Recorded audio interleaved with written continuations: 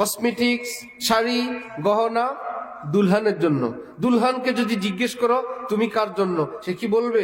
আমি গহনার জন্য, আমি শাড়ির জন্য, আমি গেইটের জন্য। সে বলবে আমি দুলার জন্য, বরের জন্য, আমি আমার স্বামীর জন্য। ও ফো, বুঝা গেল সিনিয়রের সিনিয়র আছে। এমন যদি বলে তুমি তোমার জন্য এই গহনা, তুমি কার? আমি গহনার। গহনা কার? আমার। এটা হইল? বলবে সব আমার, আমি আমার স্বামীর। ঠিক মুসলমান বলবে এই পৃথিবীর নাজ নেয়ামত এগুলো সব আমার। আর যখন মুসলমানকে জিজ্ঞেস করবে তুমি কার? আমি আমার আল্লাহ। আলহামদুলিল্লাহ, আলহামদুলিল্লাহি ওয়া কাফা ওয়া সালামুন আলা ইবাদিহিল্লাযীনা ইসতাফা, আম্মা বা'দ। ফাআউযু বিল্লাহি মিনাশ শাইতানির রাজীম। বিসমিল্লাহির রহমানির রহিম। রব্বুল মাশরিকি ওয়াল মাগরিবি লা ইলাহা ইল্লা হুয়া ফাত্তাখিযহু ওয়াকিলা। ওয়া ক্বালা তাআলা ওয়াল্লাযীনা আমানু আশাদ্দু হুব্বান লিল্লাহ। সাদাকাল্লাহু মাওলানাল আযীম। وقال رسول الله صلى الله تعالى عليه وسلم: يا عائشة لي مع الله وقت لا يسعه ملك مقرب ولا نبي مرسل. وقال رسول الله صلى الله تعالى عليه وسلم: اللهم إني أسألك حبك وحب من يحبك والعمل الذي يبلغني حبك، أو كما قال رسول الله صلى الله تعالى عليه وسلم. মুআজ্জাজ হাজিরিন, আমি আল্লাহ পাক রব্বুল আলামিনের পবিত্র কালামের দুই জায়গা থেকে অংশ বিশেষ তেলাওয়াত করলাম এবং হযরত রাসূল করিম সাল্লাল্লাহু আলাইহি ওয়াসাল্লামের দুইখানা হাদিস শরীফ পাঠ করলাম। আল্লাহ পাক কোরআন শরীফ এবং হাদিস শরীফের পরিপূর্ণ হেদায়েত আমাদের সকলকে দান করেন। কোরআনে পাক এবং হাদিসে পাকের নূরে আমাদের জীবনকে সুন্দর করার, আলোকিত করার তৌফিক দান করেন। অত্র এলাকায়, বিশেষ করে এই গ্রামে আল্লাহ পাকের মেহেরবানিতে বারবার আসার তৌফিক হয়েছে। এই গ্রামেই ছিলেন আমার পরম শ্রদ্ধেয় উস্তাদ হাফেজ মাওলানা আবু সাঈদ সাহেব রহমতুল্লাহি আলাই। এখানেরই মানুষ বাংলাদেশের বিখ্যাত আলেম হযরত মাওলানা আব্দুল মান্নান সাহেব রহমতুল্লাহি আলাই, হযরত আব্দুর রাজ্জাক সাহেব রহমতুল্লাহি আলাই, আরো অনেক আল্লাহওয়ালা বুজুর্গানি দ্বীনের এই গ্রাম। আমার স্নেহাস্পদ হাফেজ মাওলানা আশিক এলাহি, আপনাদের কারো ভাই, কারো সন্তান, এই গ্রামেরই। মাওলানার দাওয়াত মহব্বতে আমরা এখানে আসি।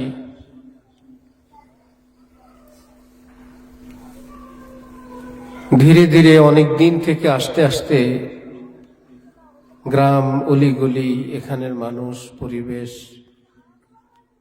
সবার সাথে আমাদের এক আন্তরিকতা, এক মহব্বত, অত্যন্ত পারিবারিক আত্মীয়তার মতোই আমাদের কাছে মনে হয়।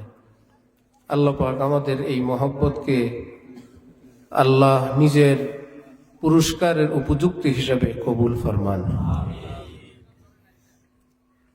হাদিসে কুদসিতে আছে, কোন বান্দা যদি অপর বান্দাকে শুধু আল্লাহর জন্য ভালোবাসে কিংবা সাক্ষাৎ করে, কিংবা খরচ করে কিংবা এক জায়গায় বসে।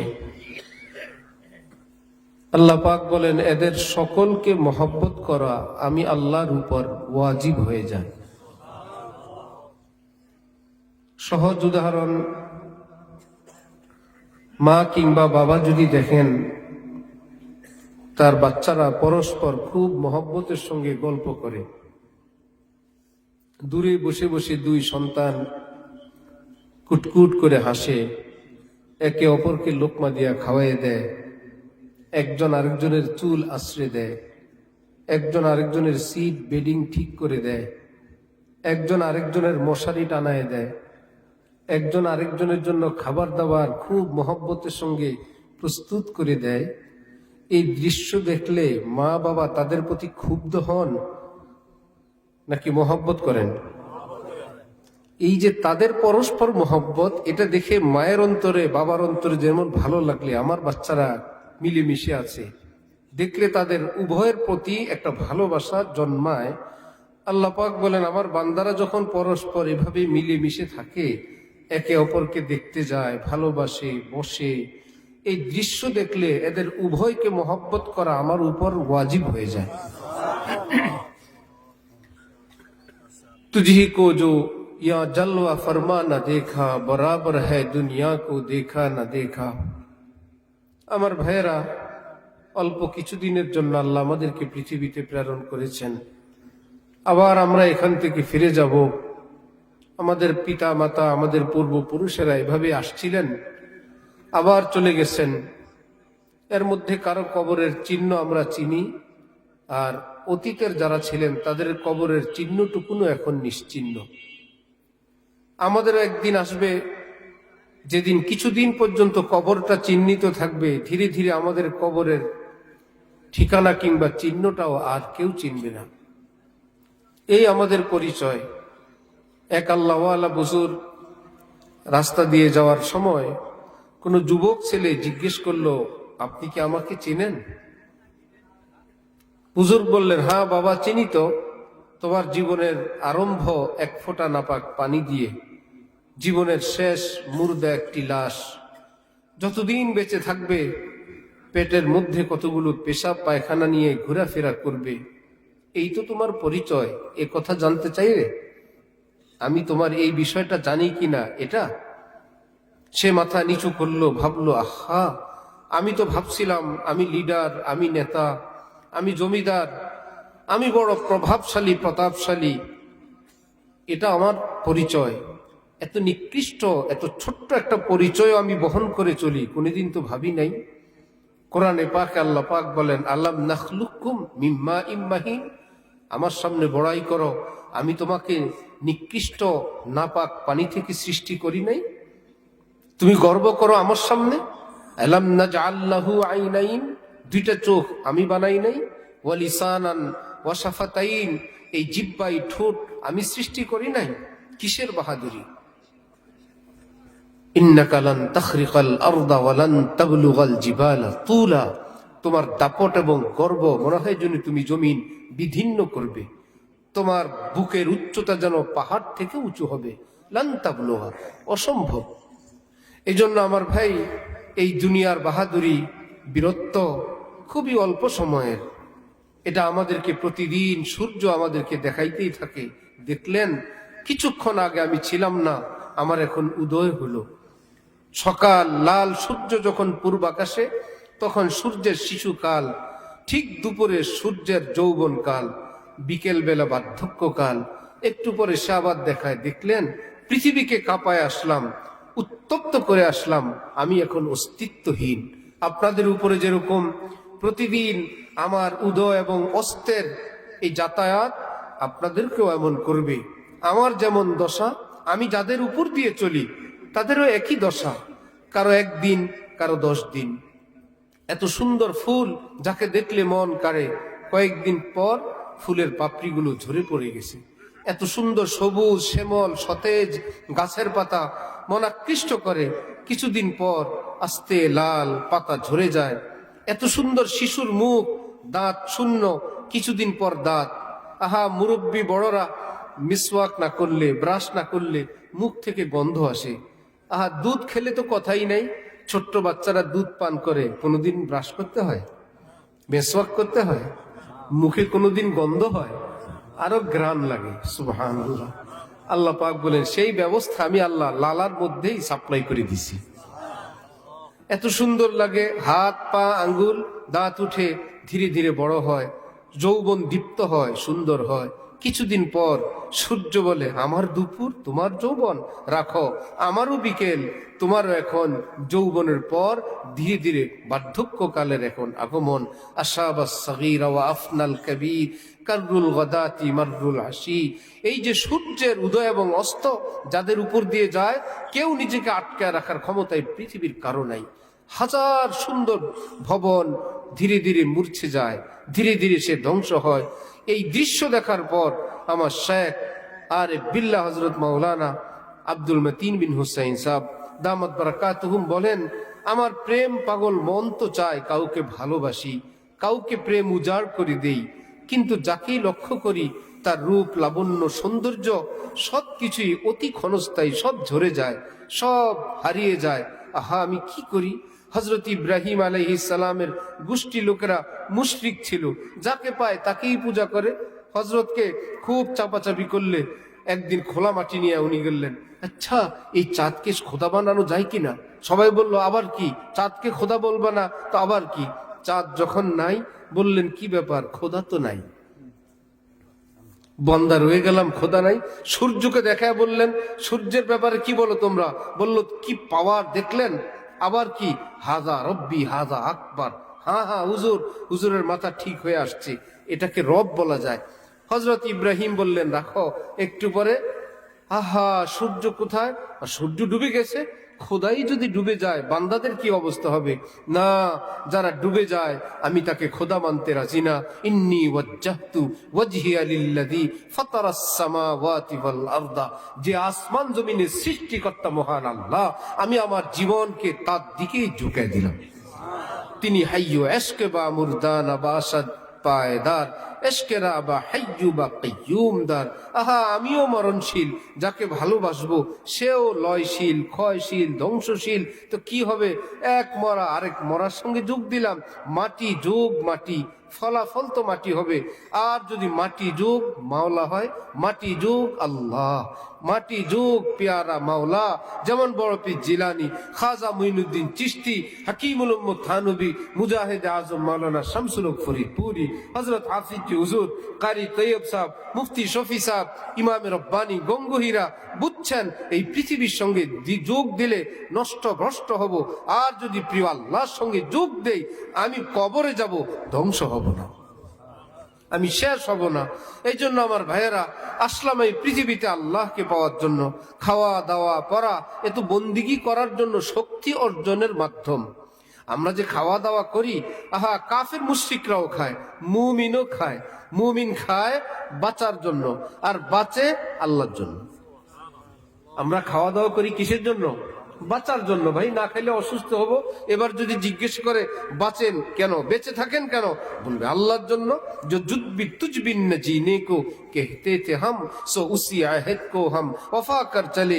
প্রতিদিন ঘুমানোর সময় তো আল্লাহকে বলি, আল্লাহ আপনার জন্য বাঁচি, যদি জীবন দেই আপনার জন্য দিব। আল্লাহুম্মা বিসমিকা আমুতু ওয়া আহইয়া, আয় আল্লাহ এখন আমি মরবো, শর্ত আপনাকে বুকে নিয়ে আমি মরবো। ওয়া আহইয়া, যদি জেগে সকালবেলা উঠি আপনাকে সাথী নিয়েই জাগবো। যেদিন সত্যি মৃত্যু হবে, আয় আল্লাহ আপনাকে এই প্রাণে এই মনে নিয়েই মরবো। এর আগে যতদিন জীবিত থাকবো আপনার জন্যই বাঁচবো। তাহলে আমরা খাই বাঁচার জন্য, বাঁচি কিসের জন্য? যেমন বিয়ে বাড়িতে সব সাজ, কসমেটিক্স, শাড়ি, গহনা দুলহানের জন্য। দুলহানকে যদি জিজ্ঞেস করো তুমি কার জন্য, সে কি বলবে? আমি গহনার জন্য, আমি শাড়ির জন্য, আমি গেইটের জন্য। সে বলবে আমি দুলার জন্য, বরের জন্য, আমি আমার স্বামীর জন্য। ওফো, বুঝা গেল সিনিয়রের সিনিয়র আছে। এমন যদি বলে তুমি তোমার জন্য এই গহনা, তুমি কার? আমি গহনার। গহনা কার? আমার। এটা হইল? বলবে সব আমার, আমি আমার স্বামীর। ঠিক মুসলমান বলবে এই পৃথিবীর নাজ নেয়ামত এগুলো সব আমার। আর যখন মুসলমানকে জিজ্ঞেস করবে তুমি কার? আমি আমার আল্লাহ। क्यों ना हो रोज अजल से हो चुकी तकसीम कार मैं हूं मालिक के लिए और कुल जहां मेरे लिए সারা পৃথিবী আমার আর আমি মহান আল্লাহর। এই জন্যই তো আমরা মানুষ, অথচ গরু ছাগল মহিষ মুরগি এরাও তো প্রাণী ভাই। একটা প্রাণী আর একটা প্রাণীকে জবাই করো কিভাবে? এটা জুলুম না, অত্যাচার না? রব্বুল আলামিন বললেন না, জুলুম না, এগুলোকে তোমাদের খেদমতের জন্যই সৃষ্টি করলাম, শুধু তার কানে শুনে দাও বিসমিল্লাহি আল্লাহু আকবার। সে যখন শুনবে আমাকে আমার আল্লাহর নামে জবাই করছে, আমার জীবন সার্থক। যেই জন্য আল্লাহ আমাকে বানাইছেন সেই মুমিন আমাকে খাবে, আমার জীবনের কোনো আফসোস নেই। প্রাণী প্রাণীর জন্য কিভাবে জবাই করে? তোমার জন্যই বানাইছি, তুমি খাও বিসমিল্লাহি, কিন্তু মনে রাখবা সব তোমার জন্য বান্দা, তুমি কিন্তু আমার জন্য। আল্লাহ আমাদেরকে আল্লাহর মোহাব্বতের দৌলত দান করেন। পৃথিবীতে আসলাম, আল্লাহর মোহাব্বতই অর্জন হইল না। এই জন্য এক বুজুর্গ বলেন, হে আল্লাহ, আসলাম এখানে আর আপনার কোনো প্রেম ভালোবাসা পাইলাম না। এই দুনিয়াতে আসা না আসা একদমই বরাবর। আমাদের দাদা পীর হযরত ওয়ালা করাচি রহমতুল্লাহ আলাইহি বলেন যে बाद मरने के ना वादा कीजिए कुछ करम तो नकद फरमा दीजिए। আল্লাহ শুনলাম সওয়াব কবরে গেলে পাবো, জান্নাত জান্নাত সেই কিয়ামতের পরে হিসাব নিকাশের পরে পাওয়া যাবে। আল্লাহ আমি যে আল্লাহ আপনার জন্য কষ্ট করি, কোরবানি করি, নগদ নগদ কিছু দিবেন না? সবই কেবল বাকি, সবই মরার পরে, অথচ আল্লাহ বলছেন দিবেন। ওই কথাটাকেই তিনি আবেদনের আন্দাজে বললেন, হে আল্লাহ কিছু তো নগদ দেন। আল্লাহ বলেন নগদ তো আমি দিয়েই দিই। জান্নাত বাকি, জান্নাতের বানানেওয়ালা আল্লাহ, তিনি কি বাকি না নগদ? তিনি বলেন আমি তো নগদ, আমার আদর তো নগদ, আমার শফকত তো নগদ, আমার মায়া তো নগদ। রোজাদার টের পায় পেটে খাবার নাই, বুকে কে জানি আদর করেন, বুকের ভিতরে বড় খুশি লাগে, বড় আনন্দ লাগে, আমি আমার আল্লাহর জন্য রোজা রাখছি। বেরোজগার টের পায় পেটের মধ্যে প্রচুর খাবার, বুকের ভিতরে অশান্তি, কারণ আল্লাহর মায়া আদর থেকে সে মাহরুম। জালালউদ্দিন রুমি মসনবী শরীফের মধ্যে বলেন, আজলাবে না দিদা সদবুসা রসিদ মঞ্চে গোয়াম রুহ চে লজ্জত চশীদ। বন্ধুরা, আমি আল্লাহর জন্য শরীয়ত মোতাবেক জীবন যাপন করি, আল্লাহর প্রেমে পড়ি, এক অদৃশ্যের ঠোঁট এসে আমার অন্তরে চুমু দেয়, আমি টের পাই। আজলাবে না দিদা সদবুসা রসিদ মঞ্চে গোয়াম রুহ চে লজ্জত চশীদ। বন্ধুরা, কিভাবে ব্যক্ত করব? মনে যে কত আনন্দ লাগে, কে জানি আমার মনকে আদর করে। তখন আমি ছেঁড়া চাটার মধ্যে থাকলেও আমাকে রাজা বাদশার চেয়েও শ্রেষ্ঠ ধনী মনে হয়। আমার চাইতে ধনী আর কে আছে? এক আল্লাহওয়ালাকে কেউ জিজ্ঞেস করলেন কেমন আছেন? আল্লাহ কেমন আছেন মানে আল্লাহকে বুকে নিয়ে আছি, আমার চেয়ে শান্তিতে আর কেউ আছে? খোদা দারাম চেগম দারাম, আমার চেয়ে আর সুখে কে আছে? আল্লাহ সাথে আছেন, আর খবর কি সবচেয়ে ভালো আছি, আমার চাইতে ভালো আর কে আছে? এই জন্য আমার ভাই, এইরকম যদি হইলো কোনো বাড়িতে বিয়ের আয়োজন হইলো, বাজার সদাই হইলো, খাবার দাবার অনুষ্ঠান গেট সবই হইলো, শুধু বিয়ে হইলো না, ভালো লাগবে? আর বললেন যে সামান্য একটু হয় নাই, আর সবই তো হয়েছে আল্লাহর রহমতে। সবাই বলবে এই খাওয়াও মাটি, এই গেইটও মাটি, এই আয়োজন, এই কাঠ, এর কোনোই দাম নাই। কারণ মূল উদ্দেশ্য ছিল বিয়ে। বিয়ে যদি হয়ে যায়, এ যদি মসজিদও হয় তাও ভালো। ঘরের মধ্যে সাক্ষী সম্বন্ধ নিয়ে হয়ে গেছে, কিছুই হয় নাই, আসলটা হয়ে গেছে, আর সব হলো বিয়ে হয় নাই। এই বিয়ে যেরকম আয়োজনটা সবই মাটি। আল্লাহর কসম, এই পৃথিবীতে আসলাম আল্লাহর প্রেম, আল্লাহর ভালোবাসা, আল্লাহর মোহাব্বত যদি অন্তর অর্জন নাই করতে পারলাম, বিয়ে বাড়িতে বিয়ে না হওয়া ব্যতীত সব যেমন খাওয়া হইলো, পড়া হইলো, পোশাক হইলো, কিন্তু আল্লাহকে পেলাম না। আল্লাহর কসম, বিয়ে বাড়িতে বিয়ে না হওয়া যত ব্যর্থতা, এর চাইতে বড় ব্যর্থতা দুনিয়ায় আল্লাহকে না পাওয়া। নামাজ পড়লাম কিন্তু আল্লাহ খুশি হলেন না। আমরা আজকে মিডিয়া যেগুলো মাধ্যম আল্লাহকে পাওয়ার, ওই মাধ্যমের মধ্যেই ডুবে গেছি। রাজনীতি নিয়ে, রাজনীতি যে ঢুকছে, মানব সেবা, জনসেবা, দেশের সেবা, কেন ভাই? যারা ইসলামী রাজনীতি করেন অথবা দুনিয়াবি রাজনীতি করেন, মনে করেন মানব সেবা ও এবাদত। এবাদত করলে কি হবে?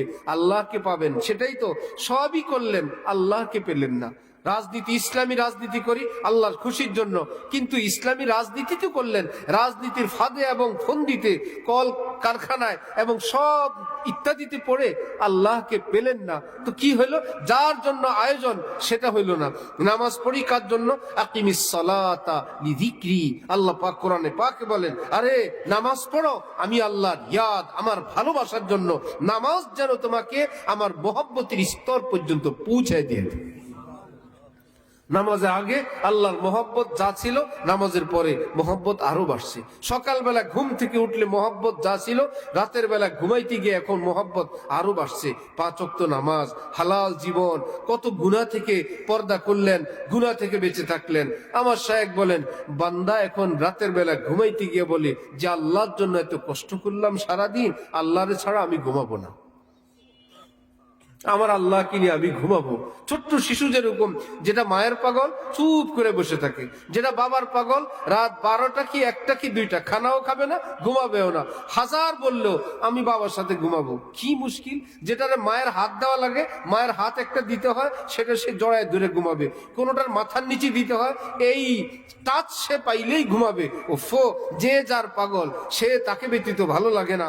এখন আল্লাহর পাগল বলে আমি আল্লাহরে ছাড়া ঘুমাবো না, কি মুশকিল। আল্লাহ কি দিবে কোত্থেকে? নবীজি বলেন, এক কাজ করো, এভাবে বলো, আল্লাহুম্মা বিসমিকা আমুতু। হে প্রিয় আল্লাহ, তোমাকে তো পাই না, তোমার নামের রুমাল বুকে জড়ায় ঘুমিয়ে গেলাম। তোমারে পাই না, তোমার নাম বুকে জড়ায় ঘুমাইলাম। আল্লাহর কসম, আল্লাহর মোহাব্বত যার জীবনে আছে, তার কিসের ছেঁড়া চাটাই, কিসের ভাঙ্গাচুরা ঘর, কিসের সেলাই করা কাপড়, কিসের ডাল আর ভাত, সে সব কিছুর মধ্যে এত নূর দেখতে পায়। শাহ আব্দুল গনি ফুলপুরি রহমতুল্লাহ আলাই ডাল রুটি ভত্তা খান, হযরতওয়ালা করাচি পাশে বসে আফসোসের ভাবে এই দৃশ্য দেখছিলেন। হযরত শাহ আব্দুল গনি ফুলপুরি হঠাৎ বলে বসলেন, মিয়া আখতার, জানো আমি রুটিতে যখন চাটনি লাগাই, খাওয়ার জন্য মুখের কাছে আনি, আমি এক আওয়াজ শুনি, আমার আল্লাহ বলেন কি, নে আব্দুল গনি, প্রিয় মাওলার হাতে খা। আমার আল্লাহর খুশি এবং সন্তুষ্টির কারণে আমার কাছে রুটি চাটনি পৃথিবীর হাজার পোলাও কুরমা বিরিয়ানির চেয়েও ভালো লাগে। এই জন্য মুসলমান খাওয়ার পরে কি দোয়া পড়ে? আলহামদুলিল্লাহিল্লাযী আত'আমানা ওয়া সাকানা ওয়া জাআলানা মুসলিমিন বা মিনাল মুসলিমিন। আয় আল্লাহ, আপনি খাওয়াইছেন, আপনি পিলাইছেন। আয় আল্লাহ, এর চাইতে বড় হলো ওয়া জাআলানা মিনাল মুসলিমিন। আয় আল্লাহ, মুসলমান বানাই, আপনার আপন বানাই আপনি খাওয়াইছেন। বিয়ে বাড়িতে ডেকোরেটর ওয়ালাও খায়, খায় না? মাইকওয়ালাও খায়, প্যান্ডেল ওয়ালাও খায়। কোথায়? একদম জামাইর স্টেজে বসে, যে আপনি আজকে আপনার উসিলা এত বড় প্যান্ডেল, আপনি দুলামিয়ার প্লেটে খেয়ে যান। ভাই, তিনি একজন বিশিষ্ট মেহমান, এবার খায় যারা দাওয়াতি মেহমান, তারাও খায়। কিন্তু দুলামিয়ার খাওয়ার সাথে কারো কোনো তুলনা আছে? চিপ গেস্ট সেদিন, আহা কত সম্মান, কত তাজ তোয়াজ। আল্লাহর কসম, এই পৃথিবীতে কাফেরও খায়, মুশরিকও খায়, শিয়াল কুকুর পোকা মাকড়রাও খায়, কিন্তু মুসলমানকে আল্লাহ পাক বিয়ে বাড়ির দুলার চেয়ে বেশি ইজ্জতের সঙ্গে দান করেন, যে তুমি খাবা আমার আপন হয়ে। আর রাষ্ট্র প্রেসিডেন্টকে খাবার দেয় রাজস্ব, রাষ্ট্র প্রধানমন্ত্রী, ওসি, ডিসি এবং যাদের জন্য খাবার বরাদ্দ আছে সরকারের পক্ষ থেকে, বাবুর্চি, রান্না টান্না সব। জেলখানায় আসামিদেরকে খাবার কে দেয়? আমেরিকার থেকে আসে না এই দেশ থেকে? একই দেশের খাবার আসামিদেরকেও খাওয়ায়, আর প্রধানমন্ত্রী, মন্ত্রী, সচিব তাদেরকেও খাওয়ায়। তো কি ব্যাপার? একই ভান্ডারের টাকা সবাই খাইলো। বললো কাউকে খাওয়ায় হাতে পায়ে ডান্ডা বেরি, সকালবেলায় ধমকি, বেইজ্জতির সঙ্গে। আর রাজা বাদশাকে খাওয়ায় ইজ্জতের সঙ্গে, আসে এক খাজানা থেকেই। রব্বুল আলামিন বলেন, ওমা মিন দাব্বাতিন ফিল আরদ ইল্লা আলাল্লাহি রিজকুহা। আরে এই পৃথিবীতে যারাই বাস করবে খাওয়ার দিব। কাফের মুশরিককে ধমক দিয়ে দিয়ে খাবো, খা খা থেকে, যা খাবার এখানেই খায় নে। লা খালাকা লাহুম ফিল আখিরা, আখিরাতে কোনো খাওয়ার নাই, এখানেই যা খা। আর ঈমান ওয়ালাকে বলবো, বান্দা অল্প একটু এখানে খাও, যা আসল খাবার তো তোমার জন্য আমি জান্নাতে প্রস্তুত করে রাখছি, মেইন খাবার তো তোমাকে জান্নাতে দিব। কাফের মুশরিকরা বলে, আহা বাচ্চা যদি একটার বেশি 2টা হয়, এখনই অভাব, 2টা হলে অভাব আরো বাড়বে। এই যে দেশে যেভাবে ঘর বাড়ি বাড়তেছে, এভাবে ঘর বাড়ি বাড়তে বাড়তে বাড়তে একদিন তো আর ফসলি জমি থাকবে না, আমরা কোত্থেকে খাবো? এগুলো কি ডিউটি আমাদের না আল্লাহর?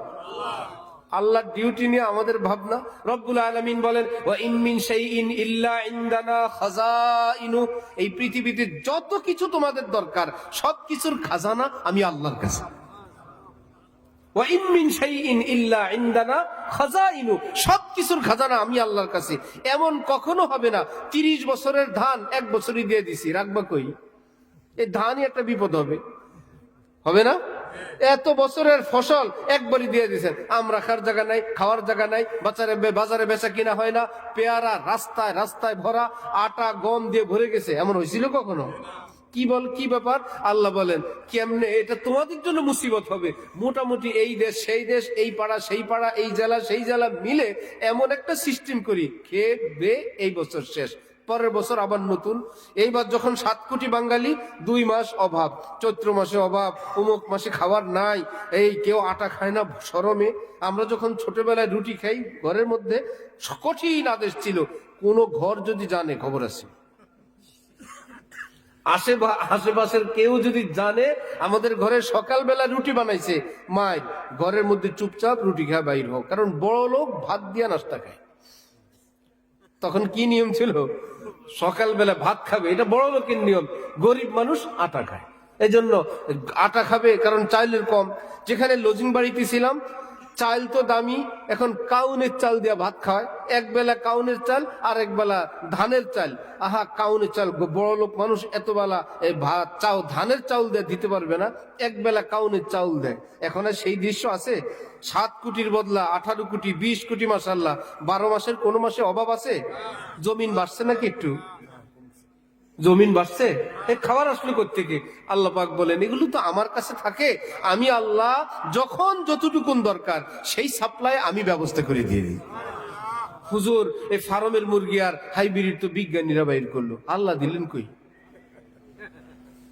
প্রশ্ন আসে না? আল্লাহ বলেন, এইটু এত বড় বেকুব। বাসের কন্ট্রাক্টরের হাতে যে আমরা ভাড়া দেই, কেউ কোনোদিন এই কথা ভাবছে কন্ট্রাক্টর কত কোটিপতি? ভাবছিল? আল্লাহ, কত মানুষ ব্যাংকে যে বেচারা ক্যাশে বসে, আল্লাহ তাগরে কত মানুষ কত টাকা দেয়, এই লোক তো বহুত কোটিপতি। কেউ মনে করে আরে সে তো চাকরি করে, তার হাতে দেয়, সে জমা দিয়ে দেয়, বিকালে অফিস থেকে যাওয়ার আগে হিসাব বুঝায় খালি হাতে বাইরে চলে যায়। আর বাসের যে সুপারভাইজার কন্ট্রাক্টর, সেই বেচারা যা রাখার চতুক রেখে, বেতন রেখে যা রাখার সব মালিকের কাছে যায়। রব্বুল আলামিন বলেন, এইটুকুনো বুঝো না? তুমি তোমার বিজ্ঞানীর প্রশংসা করো, বিজ্ঞানী বিকাল বেলা আমার কাছে দিয়ে দিবি। প্রশংসা কি বিজ্ঞানীর না আল্লাহ? বিজ্ঞানীর সৃষ্টিকর্তা আল্লাহ, বিজ্ঞানের মাথা দেনেওয়ালা আল্লাহ, বুদ্ধি দেনেওয়ালা আল্লাহ। কেমিক্যাল বানাইছে বিজ্ঞানী, আল্লাহ বলেন কেমিক্যাল হয় বানাইছে, অমুক গাছে কষ আমি দিছি, অমুক জায়গায় পাউডার আমি দিছি, অমুক মাটিতে এই গ্যাস আমি দিছি, এই সবগুলো একত্রে করার বুদ্ধি আমি সাপ্লাই করে দিছি। সিস্টেমে এভাবে আমি করব। আল্লাহ আগে 1 বিঘা জমি, মনে করেন 100% জমির মধ্যে ধান হয় 20 মণ। আল্লাহ রে, বিশাল ধান। আল্লাহ বলে তখন ওই সিস্টেম ছিল, এখন মানুষ বাড়ছে 40 মণ, আরো বাড়ছে 100 মণ, এখন আরো বাড়ছে, এখন 2 মৌসুম, মানুষ আরো বাড়ছে। আল্লাহ বলে 3 মৌসুম, সামনের দিকে লাগলে এখন 3 মাসে ধান হয়। আল্লাহ বলে আমার কাছে মেশিন আছে, তোরা আরো বাড়লে 1 মাসে 1 ধান। সুবহানাল্লাহ। 1 মাসে 1 ধান অসম্ভব। মুরগি বড় হয়ে বালেগ হওয়া পর্যন্ত আগে 6 মাস 1 বছর লাগতো না? হযরত নূহ আলাইহিস সালামের যুগে 300 বছরের আগে পোলাপাইন নাবালেগ থাকতো। কয়শো বছর? এই নাবালেগ থাকলে তো লুঙ্গিও পরা লাগে না। ছোট মানুষ, মাত্র 250 বছর বয়স। আমাদের এক হাজী সাহেব আছেন, কাঠের ব্যবসা করেন। তো কি জানি বার্মাটিক একটা গামারি বললো, গামারি গাছ এটা বিদেশ থেকে আসে, 150 বছর বয়সের আগে এটা আবাত্তি থাকে। 150 বছর বয়স হইলে এটা কাটার সময় হয়, যে গাছটা একটু সার হয়েছে, এখন কাটা যায়। 150 বছর বয়স হয়েছে। রব্বুল আলামিন যদি চান যে বলো 250 বছরের নাবালেগ এখন না, এখন কি 250 বছরে বালেগ হয় না 12 বছরে? এই 10 বছর একটু আগে পরে রাস্তাঘাটে 2টারে ধরে পুলিশ, দুটোটাই পিচ্ছি, বল আমরা 2জন বিয়ে করছি। পিচ্ছি বলে বিয়ে বুঝো? বুঝি না, বিয়ে করে ফেলেছি না বুঝেই। হযরত নূহ আলাইহিস সালামের যুগে কল্পনা করা গেছে 12 বছরে পালাইছে, ছোট্ট শিশু ফিডার খায়, 150 বছরে ল্যাংটা থাকে। আবার এখন 3 মাসের ফসল রব্বুল আলামিন যদি চান, ফার্মের মুরগি যদি 18 দিনে 1.5 কেজি হইতে পারে, 20 দিন 1 মাসে ধান হইতে পারে না? রব্বুল আলামিন বলেন, আমার চিন্তা তোরা করো কেন? তোদেরকে দিলাম আমার বন্দিগি করার জন্য, ফাসকুরুনি আসকুরকুম, তোমরা আমার কাজ করো, আমি তোমাদের কাজ করব। তোমরা বন্দিগি করো, আমি রিস্কের ব্যবস্থা করব। তুমি আল্লাহ আল্লাহ বলো, আসমান থেকে আমি আল্লাহ লাব্বাইক লাব্বাইক বলতে থাকবো। ফাসকুরুনি বিল ইতাআত আযকুরুকুম বিল ইনায়াত, আমি যা বলি সেটা মানার মাধ্যমে আমাকে স্মরণ করো। তোমার যা কিছু প্রয়োজন সেটা সাপ্লাইয়ের মাধ্যমে আমি তোমাকে স্মরণ করতেই থাকবো। হযরত আদম আলাইহিস সালাম ছিলেন কয় গজ? 60 গজ। কয় গজ লম্বা? আল্লাহ পাক জানেন না যে আদমের পরে যদি এই বান্দা এই যুগে যদি 60 গজ হয়, বিল্ডিং এর এক এক তালা কয় গজ? 60 গজ হলে তো মাথায় লাগবে, হাত উঠাইবো না অল্প একটু করে, আবার একটু ফ্যান লাগবে না? ওদিকে আরো 30 গজ, মোটামুটি 100 গজ দূরত্বে হবে এক তলা। বিল্ডিং কপালে আছে? দোতলা হলে 200 গজ। আল্লাহ জানেন সাইজ ছোট না করলে এই পৃথিবীতে বাস করতে পারবে না। ঢাকা শহরের মানুষগুলো যদি একতলায় বিছিয়ে দেয়, দোতলার থেকে বাদ, সবাই একতলায় থাকবেন, ঢাকা শহর গোপালগঞ্জ চলে আসবে। আসবে কিনা? ওদিক থেকে ময়মনসিংহ, ওদিক থেকে কুমিল্লা, ওদিকে এদিকে চলে আসছে গোপালগঞ্জ। আল্লাহ বলে না, অল্প জায়গায় বেশি লোক থাকতে হবে, মানুষগুলোর সাইজ একটু ছোট করে দাও, বিল্ডিং এর হাইট 10 ফিট। এগুলোকে আমরা মিটিং করে করছিলাম। আবার বলে ডিজাইন কিন্তু আদমের। আমাদের ডিজাইন কার ডিজাইন? এমন না যে আদমের নাক পিছনে ছিল, আমাগোটার সামনে, আদমের কান সামনে ছিল, আমাগো একদম সেই ডিজাইন, শুধু একটু হালকা ছোট করে দিয়েছেন সাইজ। এবার যার সাইজ 60 গজ, পেট কি আমাদের মতন 1 প্লেট ভাত খাবে? এক জায়গায় এক বেচারের বিরিয়ানি দিছে 1 প্লেট, সবাই 1 প্লেট। এই বেচারা 1 প্লেট খায় বলে, হ্যাঁ স্যাম্পল পছন্দ হয়েছে, দেন বিরিয়ানি দেন। এবার যারা দিছে তারা তো ভাবছে 1 প্লেট খাইয়ে পেট ভরবে, এই বেচারা বলে হ্যাঁ স্যাম্পল ভালো হয়েছে, নিয়ে আসেন। এখন হযরত আদমকে এক নাইন্দা দিলেও তো 1 লোকমাই শেষ। বলবে ভালোই লাগছে বিরিয়ানি, আর কয় পাতিল আছে নিয়ে আসেন।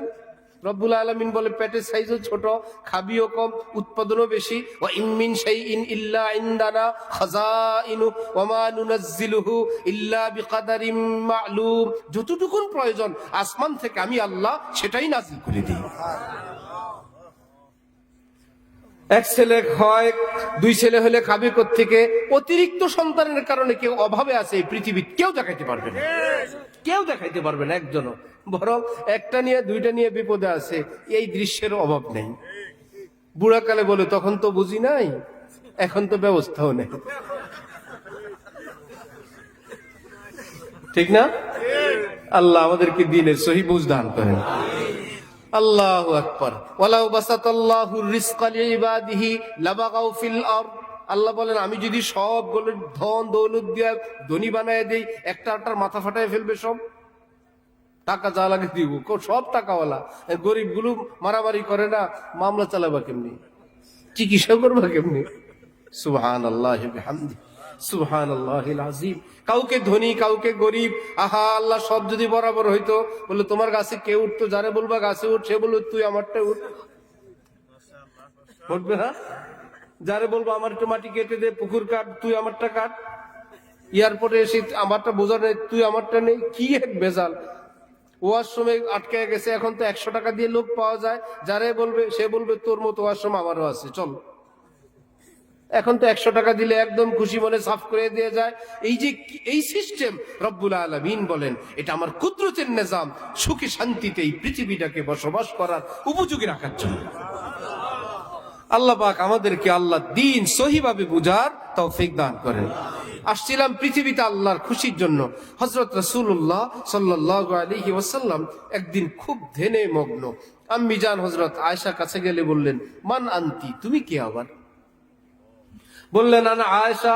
মান আয়েশা, আয়েশা কে আবার? আপনার স্ত্রী আবু বকরের মেয়ে আয়েশাকে আপনি চিনেন না? বিনতে আয়েশা। বললেন মান কি? বিনতে আবি বকর। বললেন মান আবু বকর ইবনে আবি কুহাফা। একে একে প্রশ্ন করেই গেলেন। আম্মি জান ফকিহা ছিলেন, আলিমা ছিলেন, দ্বীনের গভীর জ্ঞানের অধিকারী ছিলেন। একদিকে স্বামী, আরেকদিকে নবী, সবটা রেয়াত করে চলতে পারতেন। ভাই, কারো নবী যদি প্রেসিডেন্ট, কারো স্বামী যদি প্রেসিডেন্ট হয়, স্ত্রীর মাথায় এটা রাখতে হবে না যে আমার স্বামী প্রেসিডেন্ট? মাটি কাটে না, প্রেসিডেন্ট দেশের। সুতরাং তার মুড, মাইন্ড, অবস্থা, রাষ্ট্রের এত ভারী গুরু দায়িত্ব, সেটা নিয়ে তিনি চলেন, স্ত্রীর মাথায় রাখতে হবে না? যে স্বামী চা বিক্রি করে, স্ত্রীর মাথায় এটা রাখতে হবে না? তার চায়ের কেটনিটার পানিটা ভরে দিতে হবে, রাখতে হবে কিনা? যা আমি এবং সে, আমরা দুইজন মিলে আমাদের জীবন, তার সেটাকে সাপোর্ট করা, সম্মান করা, সঙ্গ দেওয়া, এটা তার কাজ। আম্মি জান সামনে থেকে সরে গেলেন।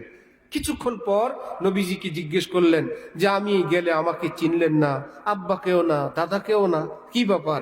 নবীজি তখন বললেন, ও বুঝছি তুমি কখন গেছো। ইয়া আয়েশা, লিমা আল্লাহি ওয়াক্তুন লা ইয়াসাউহু মালাকুন মুকাররাব ওয়ালা নাবিয়্যুন মুরসাল। আয়েশা, আমি প্রতিদিন আল্লাহর এতটা নৈকট্যে চলে যাই, আমি আর আল্লাহ থাকি, আমাদের ওই নৈকট্য পর্যন্ত নবী, রসুল, ফেরেশতা কেউ যেতে পারে না। আমি পৃথিবীকে চিনবো কিভাবে? শাহ আব্দুল গনি ফুলপুরি রহমতুল্লাহ আলাই মাঝে মাঝে নিজের দস্তখত করবেন কাগজের মধ্যে, কর্মচারীকে বলতেন মেরা নাম ক্যা হ্যায়। কলম নিয়ে বসে আছেন, সাইন করবেন, নিজের কর্মচারীকে জিজ্ঞেস করেন আমার নাম না কি? কর্মচারী বলতেন হযরত আব্দুল গনি, লিখতেন আব্দুল গনি। ওফো সুবহানাল্লাহি ওয়া বিহামদি। কোন ধ্যানে যখন কেউ পড়ে, ওফো হযরতে ইউসুফ আলাইহিস সালামকে মিশরের নারীরা যত ভৎসনা দিল জুলাইখাকে, জুলাইখা বলল ভৎসনা দেখাইতেছি, রাখো। চুপে চুপে এক হলের মধ্যে সব বান্ধবীদেরকে দাওয়াত দিল, হাতের মধ্যে চাকু, লেবু জাতীয় কোনো কিছু কাটার জন্য দিয়ে বলল এখন কাটবেন না, 1 2 3 বললে কাটবেন। সবাই রেডি। এবার ইউসুফকে বললো হাই তালাক, ইউসুফ তুঝি কো कहता हूं आ जाओ इधर। হযরত ইউসুফ হলের মধ্যে আসলেই এক আলো, এক নূর হঠাৎ চমকে উঠলো। সবাই তাকে আছে, আল্লাহ রে, এটা কি মানুষ? এতটা তাকে আছে। এই ফাঁকে আবার জুলাইখা বলল 1 2 3, সেটা তো কানে পড়ছে, সবাই কাটতেছে। কোরআন শরীফ রব্বুল আলামিন বলেন ওয়াকাত্তানা আইদিয়াহুন্না, ওই মেয়েগুলো ভুলে নিজের আঙ্গুলের উপর ছুরি চালায় দিল, টেরও পায়নি। ইউসুফের রূপ দেখে যদি নিজের আঙ্গুল কাটলে টের না পায়, আল্লাহর প্রেমে যে পড়ে তারা যখন জীবন দেয়, আল্লাহর কসম একটু টের পায় না, টেরই পায় না, সে হাসতে হাসতে জান দিয়ে দেয়। ইউসুফের নূর দেখে যদি, এক নবীর নূর দেখে যদি আঙ্গুল কাটলে খবর না হয়, রব্বুল আলামিনের শাহাদাতের সূরা যখন টের পায়। এক সাহাবী তো আগেই বলেন ফুস্তু রাব্বিল কাবা, এক সাহাবী হাতে খেজুর, নবীজিকে বললেন আমি যদি জিহাদে যাই, শহীদ হই, আমি কোথায় যাব? নবীজি বললেন ফিল জান্নাহ। হাতের খেজুরগুলো নিক্ষেপ করে গিয়ে বললেন আরে খামাখা এই খেজুর খেয়ে লাভ কি, জান্নাতি গিয়ে। জিহাদের ভিতর গেলেন, জিহাদ করতে করতে শাহাদাত বরণ করলেন। এই দুনিয়ার খেজুর কে খায়? জান্নাতে গিয়েই খায়। আহা, আম্মি জান হযরত আয়েশা রাদিয়াল্লাহু তাআলা আনহাকে নবীজি যেটা বললেন যে আমি আল্লাহর কাছে যাই, হাকিমুল উম্মত থানভী নওয়ারাল্লাহু মারকাদাহু বলেন পৃথিবীর প্রত্যেক মুমিন, বিশেষ করে যারা আল্লাহর প্রেমিক, এইরকম কিছু মুহূর্ত তারাও কাটান, শুধু আল্লাহ থাকে আর সে থাকে, এই পৃথিবীর কেউ থাকে না। হয়তো সেটা লোকালয়েও হইতে পারে, হয়তো বা স্ত্রীর পাশে শুয়ে শুয়েও তিনি আদায় করে ফেলেন, অথবা স্বামীর পাশে স্ত্রী, সেটা হইল আল্লাহর ধ্যান। এই তো আমার প্রিয় আল্লাহ, তিনি আমাকে দেখছেন। অথবা আল্লাহর সঙ্গে 1-2টা কথা বলা, আল্লাহ আপনি কত নাজ নেয়ামতে রাখেন, কত কিছু খাওয়ান, এই তো আমাকে বউ বাচ্চা দিলেন, স্ত্রী সন্তান দিলেন, আল্লাহ 10টা টাকা দিলেন, থাকার মতন একটা ঘর দিলেন, এই তো অসুস্থ ছিলাম সুস্থ করে দিলেন, এই তো বিপদ থেকে উদ্ধার করলেন। পৃথিবীর মানুষ কত মুসিবতে আমাকে কত ভালো রাখলেন। হাত না উঠে, জবান না নেড়ে, মনে মনে একটু কথা বলে আল্লাহ আমাকে মাফ করে দিয়েন। এদিক থেকে চোখ থেকে টপ টপ করে পানি পড়ে। এক আল্লাহওয়ালা 3-4 জন এক জায়গায় দাঁড়ানো, একজন হঠাৎ বলে বসলেন আসসালামু আলাইকুম। সাথীরা বললেন হযরত ये कैसा সালাম है, এক জায়গায় তো কোনো সালাম হয় না। হযরত বললেন मैं तो अभी आया। কোথায় এক জায়গা, আমি তো মাত্র আসলাম। তারা বললেন নেই হযরত आप तो पहले से थे, আমরা তো 3-4 জন এখানে আগে থেকেই ছিলাম, আপনি কবে আসলেন কোত্থেকে? বিতর্ক লেগে সাথীরা ওনাকে বুঝাইলেন, আমরা এভাবে ছিলাম, উনি ধরা খেয়ে গেছেন। আসলে ওনাদের সামনেই চুপে চুপে মন জগতে তিনি এদের থেকে আলাদা হইয়া আল্লাহর নৈকট্যে চলে গেছিলেন। নৈকট্য শেষ করে যখন চোখ খুললেন, এই সাথীদেরকে নজরে পড়লো, সালাম দিয়ে বসছে, সালাম দিয়ে ধরা খেয়ে গেছে। এতক্ষণ দেখে নাই, আল্লাহর কাছে চলে গেছিলেন। এই জন্য আমার ভাই, আমার মায়েরা, আমার বোনেরা, আসি তো, মা যদি বলেন আমি একটু চাল নিব, বিসমিল্লাহ, মাছ কুটবো, বিসমিল্লাহ, হলুদ দিব, বিসমিল্লাহ। এই বিসমিল্লাহওয়ালা তরকারি কত মজা হয়, সুবহানাল্লাহ। গ্যান্ডারি এক ডাক্তার আছে, ওষুধের বোতল খোলে, আল্লাহ আল্লাহ আল্লাহ আল্লাহ আল্লাহ, এই বাচ্চাকে হা করেন, আল্লাহ আল্লাহ আল্লাহ আল্লাহ আল্লাহ। দিলশাদ হোমিও। তো আমার ছোট বাচ্চা, ওদেরকে একদিন ডাক্তারের কাছে নিয়ে যাবো, আরে জিজ্ঞেস করে কোন ডাক্তার? আল্লাহ দিয়া ডাক্তার। তো ডাক্তারে গিয়ে বললাম, এরা আপনার নাম রাখছে আল্লাহ দিয়া ডাক্তার। খুব খুশি হয়েছে। এই বেচারা হোমিওগিরিও চলছে, ওষুধ দিচ্ছে, আল্লাহ আল্লাহ আল্লাহ আল্লাহ, বোতল খুলতেছে, আল্লাহ আল্লাহ, ওষুধ লেখা শুরু হয়েছে, আল্লাহ আল্লাহ। সারাদিনে জিকিরের সংখ্যা তার কত হয়ে গেল। আর বোবার মতন বসে থাকলাম। পারলে দুই একটা বোম মারলাম, রাজনীতির বোম, যত গীবত, শেকায়াত, আকথা কুকথা, মন্তব্য, দেশে বৈশা রাজনীতি না, প্রধান উপদেষ্টার সমালোচনা, ওই সুইপারের মতন। বাদশাহ হারুনের রশিদকে আমি আজকাল দেখতে পারি না। কাজ করে কিসের? সুইপারে, রাস্তা ঝাড়ু দেয়, ড্রেন পরিষ্কার করে। বলে দুই চোখে ওরে দেখতে পারি না। আগে যাই দেখতে পারতাম, এখন আর ওকে পছন্দ করি না। আমাদের এক এক রাজনীতিবিদ, চায়ের দোকান এবং আমাদের অবস্থা, আরে বাবা রে, আর ও আমার পছন্দ না। মনে হয় যেন আমার কথায় কিছু আসে যায়। এই খামাখা গল্প বাদ দিয়ে একবার যদি বলতাম সুবহানাল্লাহ, একবার বলতাম আলহামদুলিল্লাহ, একবার বলতাম আস্তাগফিরুল্লাহ। হযরত সুলাইমান আলাইহিস সালাম শূন্যে উঠছিলেন, হঠাৎ বললেন, এই মস্তক থামো, দেখো তো এই বরাবর কে, নিয়ে আসো।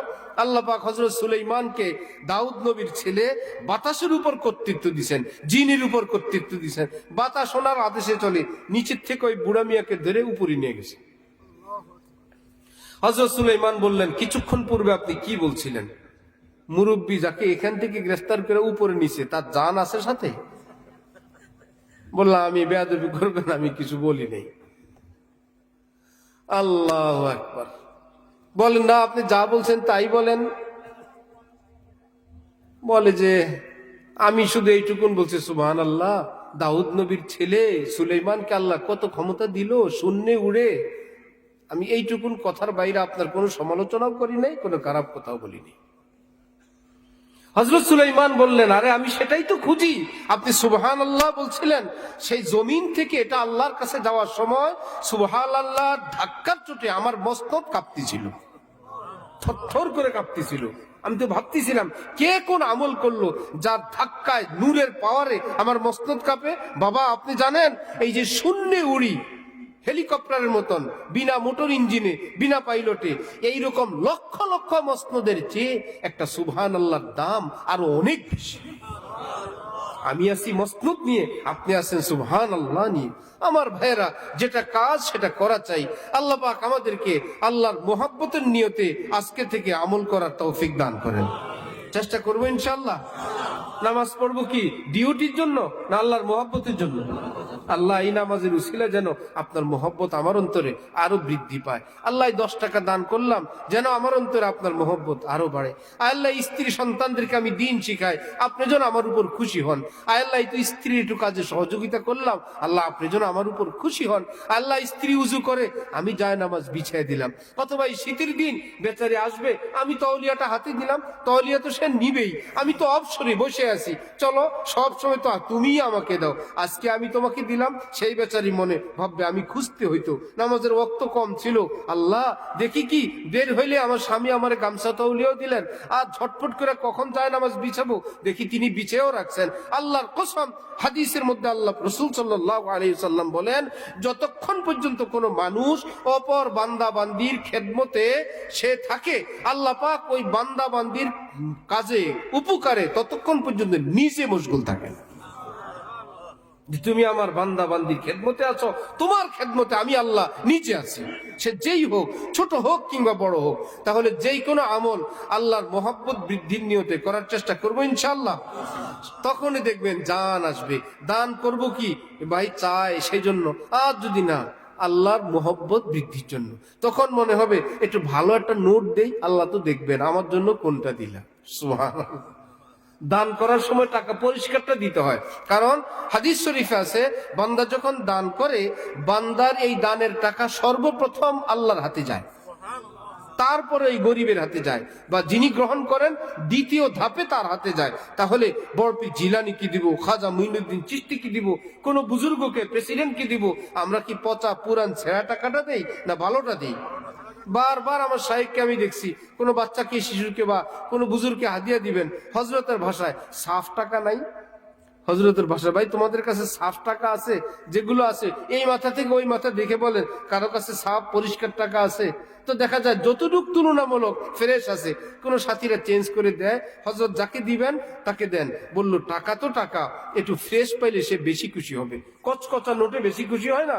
দুনিয়ার কাউকে যদি দেই একটু কচকচা টাকা দেই, সে যেন খুশি হয়। আল্লাহর রাস্তায় যখন দিব, মসজিদে মাদ্রাসায় পুরান ছেঁড়া অচলটা দিব না সুন্দরটা দিব? কারণ আজকের থেকে আমাদের জীবনে নতুন সবক, আমল করব আমলের জন্য আর সওয়াবের জন্য না। সওয়াব তো বাচ্চা, সওয়াব কি আল্লাহর খুশি হইল ওয়ারিজওয়ানুম মিনাল্লাহি আকবার। কোরআনে পাক আল্লাহ পাক বলেন আমার অল্প একটু খুশি 7 আসমান 7 জমিন আমার আরশের চেয়ে অনেক বড়।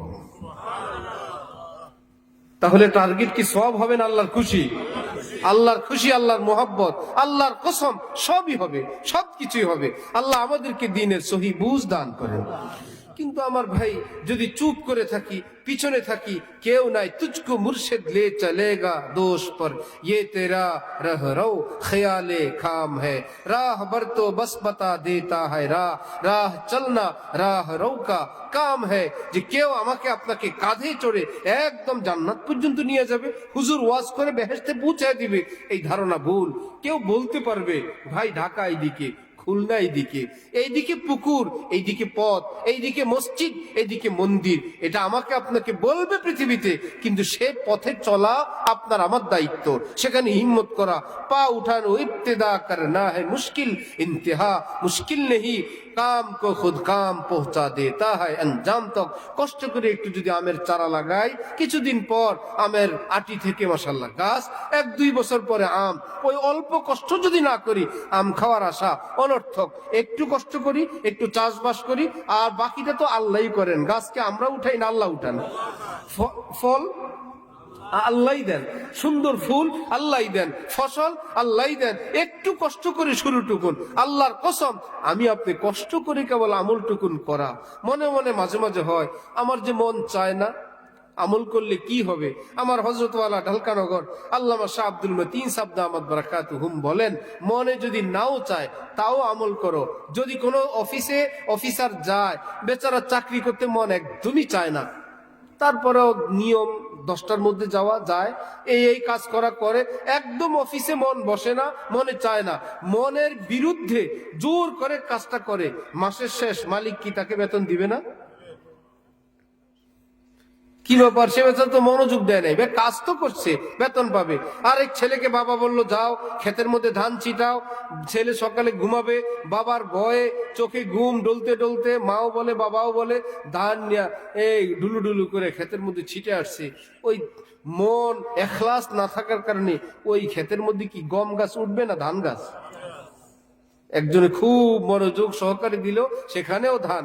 আরেকজনে হুকুম পালনার্থে ধান, সেখানেও ধান। ঠিক যেই বেচারা মহব্বত করে ইবাদত করে সেও সওয়াব পাবে, আর যেই বেচারা আল্লাহর হুকুম ভয়, যে আল্লাহ বলছেন না হলে জাহান্নাম, যত কষ্টে হোক কষ্ট করি, একটু উজুটা করি, একটু নামাজটা পড়ি, একটু আল্লাহ আল্লাহ করি, আল্লাহর কসম আল্লাহ পাক তাকেও এই নামাজ জান্নাতের জরিয়া উসিলা হিসেবে কবুল করে নেবেন। এই জন্য আমরা তো মনের গোলাম না, মন চাইলে করব, না চাইলে করব না, বরং আল্লাহ চাইলে করব, আল্লাহ না চাইলে করব না। আল্লাহ আমাদেরকে দ্বীনের সহি বুঝ দান করেন। আর আমিত্ব বড়ত্ব অহংকার, এটা আমাদের এক রোগ। আমি বড়, আমি জানি, এটা বড় থেকে বড়, সব মানুষের মধ্যে এই রোগ থাকে। কোনো না কোনো দিক থেকে নিজেকে বড় বানানোর, কোনো না কোনো দিক থেকে নিজের এলেম, নিজের যোগ্যতা, নিজের সিনিয়রিটি ইত্যাদি ইত্যাদি ধরে রাখা, এগুলো কোনো বন্দিগি সুলভ আচরণ না, এগুলো কোনো ভালো মানুষের কাজ না। হযরত সদর সাহেব রহমতুল্লাহ আলাইহি প্রসিদ্ধ কথা, নিজের বড় ছেলে হযরত মাওলানা ওমর সাহেব রহমতুল্লাহ আলাই, ওনাকে জিজ্ঞেস করতেছেন, বলো তো না, নাকি হযরত রুহুল আমিন সাহেবকে বলতেছিলেন, বলো তো তোমার ভাইয়া বড় না আমি বড়? হযরত মাওলানা রুহুল আমিন সাহেব হুজুর বলেন, বাবা আপনি বড়, ভাইয়া কি বড় হয়? হযরত সদর সাহেব বলতেছিলেন, না আমি বড় না, তোমার ভাইয়া বড়, কারণ আমি কোরআনে পাকের হাফেজ না, তোমার ভাইয়া কোরআনে পাকের হাফেজ। তার সিনায় কোরআনে পাক আছে, সে বড়, যার সিনায় কোরআন আছে সে বড়। আমার ভাইয়েরা, আল্লাহ ওয়ালারা ছোট হওয়ার রাস্তা খুঁজতেন, এইভাবে আমি ছোট, ওইভাবে আমি ছোট, শেষমেশ কিছু না পারলে বয়সও বেশি, এই বেশি, সবাই বলে বড়, বলতেন বড়, আমার পাপের বয়সও বড়, এই বয়স কম, পাপের বয়স কম, আমি বুড়া পাপী, আমি সিনিয়র পাপী, সে জুনিয়র পাপী, সুতরাং সে বড়। কোনো না কোনো ভাবে কেবল ছোট হওয়ার চেষ্টা করতেন, আর আমরা কোনো না কোনো ভাবে কেবল বড় হওয়ার চেষ্টা করি। আমার ভাই, বড় হওয়ার চেষ্টা এটা ভালো লক্ষণ না, এটা ভিতরে অনেক বেশি নূর অর্জনের লক্ষণ না। कुछ हो ना मेरा जिल्लत खारी का सबब है, ये है मेरा एजाज कि मैं कुछ भी नहीं हूं। আমরা তো লা ইলাহা ইল্লাল্লাহর পার্টি, ইয়্যাকা না'বুদু ওয়া ইয়্যাকা নাস্তাইন পার্টি। আয় আল্লাহ, আমরা সবাই আপনার গোলাম লাগি, আমার আব্বাও আপনার গোলাম, আমার দাদাও গোলাম, ছেলে মেয়েগুলোও গোলাম, আমরা গোলামের গোষ্ঠী গোলাম। এখানে কি বড়ত্বের কথা না ছোটত্বের কথা? প্রতি রাকাতেই তো বলি, আল্লাহ আমি গোলাম হই, আল্লাহ আমরা আপনার গোলাম হই। সেই কথাও যেন আল্লাহ আমাদেরকে স্মরণ রাখার তৌফিক দান করেন। হযরত রাসূলুল্লাহ সাল্লাল্লাহু আলাইহি ওয়াসাল্লাম ইরশাদ করেন, কোন মানুষ যদি কাউকে আগে আগে সালাম দেয়, আগে আগে সালাম দিলেন, এটা তার স্বভাব, এটা তার অভ্যাস, ছোট নাই বড় নাই, সিনিয়র নাই জুনিয়র নাই। আল বাদিউ বিস সালাম বারিউম মিনাল কিবির। আল্লাহ পাক আগে আগে সালাম দেনে ওয়ালাকে অহংকার নামক এই বেদি থেকে মুক্তি দান করে দিবেন। সে আগে আগে সালাম দেয়, চেষ্টা করবো ইনশাল্লাহ। তাহলে কি সালাম পাওয়ার অপেক্ষায় থাকবো না আগে দিব? নবীজিকে অপেক্ষায় থাকতেন না আগে দিয়ে দিতেন? কিসের সিনিয়র কিসের জুনিয়র? নবীর চাইতে বড় তো পৃথিবীর কেউ নাই, এক আল্লাহ, আল্লাহর পরেই রাসূলুল্লাহ। তিনি শুধু সালাম দিতে ভালোবাসতেন, পেতে অভ্যস্ত, পেতে তিনি অপেক্ষায় থাকতেন না।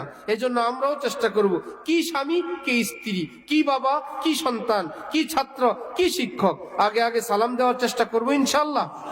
আল্লাহ আপনি আমাদেরকে তৌফিক দান করেন। সালাম দিতে কোনো দল নাই, কোনো মত নাই, কোনো ফেরকা নাই, মাযহাব নাই, শুধু একটাই, মুসলমান হইলেই সালাম। চেষ্টা করবো ইনশাআল্লাহ।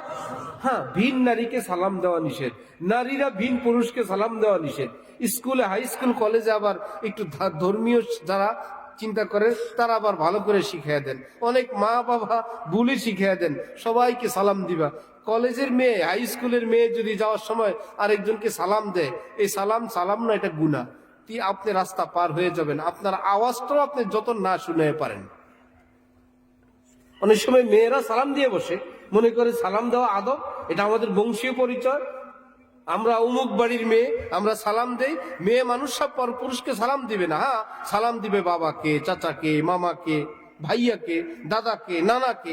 যাদের সঙ্গে পর্দা নাই তাদেরকে সালাম দিবে, যাদের সঙ্গে পর্দা তাদেরকে কি দিবে না, সালামও দিবে না। আল্লাহ আমাদেরকে দ্বীনের সহি বুঝ দান করেন। এখন তো যে সমস্ত মানুষরা জানে না, তারাও জানার ভান করে। এক আলেম বলছেন যে কোন হুজুর কারো বাড়িতে গেছেন দাওয়াত খাওয়ার জন্য, জিজ্ঞেস করছেন আপনি কি নামাজ পড়েন?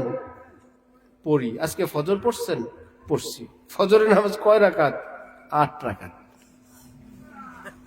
তাহলে হুজুরের কি আইডিয়া হয়েছে, আজকে তো না, জীবনেও ফজর পড়ে নাই। হুজুর বললো বেনামাজির বাসায় দাওয়াত খাই না। হুজুর রওনা হয়েছেন, বাসার ভিতর থেকে মেয়ে মানুষরা শুনে পর্দারা ভিতর থেকে খটখট আওয়াজ দিয়ে 4 আঙ্গুল দেখাইছে, 4 বলেন, 4। কমপক্ষে পরীক্ষায় পাশ করেন। ওই 8ওয়ালা বউরে ধমক দিয়ে বলে, শয়তান, 8 বলছি, এতেই হুজুর অসন্তুষ্ট। 4 বললে তো হুজুর আরো খেপবে। পিছনে পিছনে গিয়ে বলছে, হুজুর আসলে তো নামাজ আরো বেশি, আমি বয় কমায় বলছি। তবু ফুটানি ছাড়বে না, আমার ভুল হয়েছে, ও 4। এই জন্য শরীয়তে কেবল বেশি বললেই খুশি হয় না, যেটা রাইট সেটাই রাইট। বেশি বললে খুশি? রোজার দিনে রোজা এসা পর্যন্ত রাখলে আল্লাহ খুশি না মাগরিবেই খুশি? ফজরের নামাজ এত কষ্ট করে উঠলাম, ফজরের সুন্নত 4, ফরজও 4, আল্লাহ খুশি না নারাজ? যেখানে 2 সেখানে 2-2-এর মধ্যে থামাই ইবাদত। এই জন্য আমি আপনি যেখানে সব জায়গায় বড় হইতে চাই, সব জায়গায় গলা বড় করতে চাই, এই বড় বড় না, এটা আমার আপনাকে ছোট করে। এই জানা না, হুজুর জানি আরো, বলি না ভয়ে নামাজ নাকি আরো বেশি, 8-এর চেয়েও বেশি, ভয়ে 4 রাকাত বলছে। এই জন্য এই মূর্খতা বর্জন করা চাই, এলমে দ্বীনের সামনে মাথা ঝুঁকানো চাই, আলেম দ্বীন ওলামায়ে কেরাম থেকে দিন নেওয়া চাই। যত বড় বড় আলেম এই গ্রামে ছিলেন, যত সুফি আল্লাহ ওয়ালারা এই গ্রামে ছিলেন, এই গ্রামবাসী এলাকাবাসী যদি কদর করত, এই গ্রামের চেহারা এখন আর অনেক উজ্জ্বল হইতো, অনেক আলেম দ্বীন হইতো, পদ্মা পশিদা এবং দিনদারির অবস্থা আরো থাকতো। যতটুকুন আছে সেটা তাদের রুহানি সেই তাওয়াজ্জু, সেই নজরের বরকতেই আছে। আল্লাহ আমাদেরকে নিজেদের সব ভুল বিচ্যুতি থেকে ঊর্ধ্বে উঠে আল্লাহ দ্বীনকে কবুল করার তৌফিক দান করেন। আজকের আলোচনার খোলাসা হলো, সব আমলের শুরুতে অল্প করে একটু নিয়ত করব, এই আমলের বরকতে যেন আমার অন্তরে আল্লাহর মোহাব্বত বৃদ্ধি পায়। চেষ্টা করবো ইনশাআল্লাহ। রাসূল সাল্লাল্লাহু আলাইহি ওয়াসাল্লাম বলেন, কিয়ামতের দিন আল্লাহ পাকের সামনে যে আমল ওজন করা হবে, সবচাইতে ওজন হবে উত্তম আখলাকের। নামাজের চেয়েও ভারী হবে কি? উত্তম আখলাক, উত্তম আচরণ মানুষের সঙ্গে। উত্তম আচরণ কি এখন গ্রামে গ্রামে ঘুরে উত্তম আচরণ করবেন? এক বাড়িতে গেলেন, কি ব্যাপার? উত্তম আখলাক করতে আসছি, ওই বাড়িতে আচরণ করতে আসছে, একটু ভালো, কিচ্ছু করা লাগবে না। উত্তম আখলাকের বুনিয়াদ হলো কাউকে কষ্ট না দেওয়া, কারো উপর অত্যাচার না করা, কারো জান মালের ক্ষতি না করা, কারো ইজ্জতে আঘাত না আনা। আমি আমার কারোটা শুনলে, ভাই ভালো মন্দ সবাই আছে পৃথিবীতে, অন্যটা বাদ দেন, কাজ হয়ে গেল। শাহ হযরত হাজী আমদাদুল্লাহ মুহাজির মক্কির নিকট কেউ কোনো গীবত করলে হযরত বলতেন, ওই লোক একটা কাটা রাস্তায় ফেলছিল, আপনি সেটা তুলে নিয়ে আসলেন আর আমার শরীরে ঢুকে দিলেন। সে গীবত করছে, আমি শুনিও নাই, কষ্টও পাই নাই, আপনি সেই কথাটা কালেকশন করে আমাকে শুনাইলেন, মানে কষ্টটা কি সে দিল না আপনি দিলেন? যে গীবত কালেকশন করে নিয়ে আসছিল, চুগলখোর, এই বেচারাকে এমন মেডিসিন দিছেন, জীবনে আর কারো কাছে যাবে না যে ভাই এ যদি আবার হুজুরের মতো নয়, যে বললো সে একটা কাটা ফেলছে রাস্তায়, আপনি সেটাকে কুড়িয়ে নিয়ে আসলেন, আমার শরীরে প্রবেশ করাইলেন। সুতরাং এইরকম কেউ যদি আমার আপনার কাছে অন্যের কোনো এরকম তথ্য নিয়ে আসে, বললেন যে ভাই তিনি কি আপনাকে পাঠাইছেন বলার জন্য? না, কেন বললেন আপনি? ভাই সেই বেচারা স্বাধীন, ভুল বিচ্যুতি যাই করছে, আমাদের দুইজনে একটা তিক্ততা আপনি সৃষ্টি করলেন, একটা দূরত্ব সৃষ্টি করলেন। হযরত থানবীর এখানে, হাজী সাহেবের এখানে কোনো গীবত শোনা হইতো না, যদি কেউ করেই ফেলতো, যে থামানোর আগেই করেই ফেলছেন, এখন ফেরেশতারা লিখবে না এই গীবত করলো, হুজুর শুনলেন, এখন কি হবে? হাজী সাহেব বলে দিতেন, ও আদমি এসা নেই, ডাইরেক্ট বলে দিতেন, আপনি যার ব্যাপারে বলছেন সেই ব্যক্তি এমন না, যা ইচ্ছা তাই হোক, আগে এটা বলে দিতেন। কি উদ্দেশ্য? আমার এই কথা এখন ফেরেশতারা লিখবে, আমি যে শুনছি সেটাও লিখবে, আমি যেটার প্রতিবাদ করছি ফেরেশতারা এটাও লিখবে, এই বলে ওই লোককে উঠাই দিতেন, যা তুই আমার আমল নামায় কিছু লেখাইছিলি, আমি ওটা কিছু লেখাই দিলাম। তার মানে কত সতর্ক ছিলেন। আল্লাহ আমাদেরকে আল্লাহ দ্বীনের সহি বুঝ দান করেন। মা বোনরা অনেকে শুনেন, মা বোনদের জবান হেফাজত মূল কাজ। জাত তার ব্যাপারে নিজের ভাই বোন, মা বাপ, শাশুড়ি, ননদ, দেবর ইত্যাদি ইত্যাদি, কি লাভ? বলে কোনো লাভ নাই। দ্বিতীয় হলো লানত। হাদিস শরীফে আছে যে শুধু লানত আর বদদোয়া, অমুকে ধ্বংস হোক, অমুকে মরুক, আল্লাহর গজব অমুককে দেখে না, আমারই দেখলো, এসা তেসা, এই ব্রেক ফেল কথাবার্তা থেকে নিজেদেরকে কন্ট্রোল করা চাই। আরেকটা হলো নিজের স্বামীর আনুগত্য না করা, তার হাজার ধরনের নাজ নেয়ামত, হাজার ধরনের সব কিছুকে অস্বীকার করা। একদম হাদিস শরীফে আছে, জীবন ভর তার উপর শত এহসানাতের পর একদিন অ্যাক্সিডেন্ট ভুল হইলে নবীজি বলেন সারা জীবনেরটা এক বোমায় শেষ করে দিবে। যে এই ঘরে সাদা পাইলে পান নাই, পান পাইলে সাদা নাই, সাদা থাকলে চুন নাই, চুন থাকলে সুপারি নাই, পান চুন সুপারি সাদা, এই বিয়ের পরে এই ঘরে জীবনে একত্রে পাইনি, সারা বছর নিয়মিত খায়, একদিন সাদা আনতে ভুলে গেছে, বললে এটা তো নিয়মই, এই ঘরের একটা থাকলে আরেকটা থাকে না। এতটা নিজেদেরকে অকৃতজ্ঞ এবং নাশুকরা বানানো না চাই যে আল্লাহ হাজার রাখছেন, এই স্বামী আমার অভিভাবক, তিনি আমার রুটি রুজির ব্যবস্থা করেন, আমার পোশাক তিনিই কিনে দেন, তার ঘরের চালের নিচে আমি থাকি, তিনি আমার সব দেখাশোনা করেন, তার সম্মান তার ইজ্জতের আমার কর্তব্য। যে স্ত্রীর মধ্যে শুকুর গুজারি থাকবে, পাশাপাশি পর্দা পশিদা নামাজ থাকবে, রোজা থাকবে। আল্লাহ রাসূল সাল্লাল্লাহু আলাইহি ওয়াসাল্লাম বলে স্বামীর ইতাআত আছে, 5 ওয়াক্ত নামাজ আছে, রোজা আছে, সতীত্বের হেফাজত আছে। কিয়ামতের দিন রব্বুল আলামিন খুশি হয়ে বলবেন, আমার বান্দি জান্নাতের সবগুলো গেট খোলা, যেই গেটে চাও জান্নাতে প্রবেশ করো।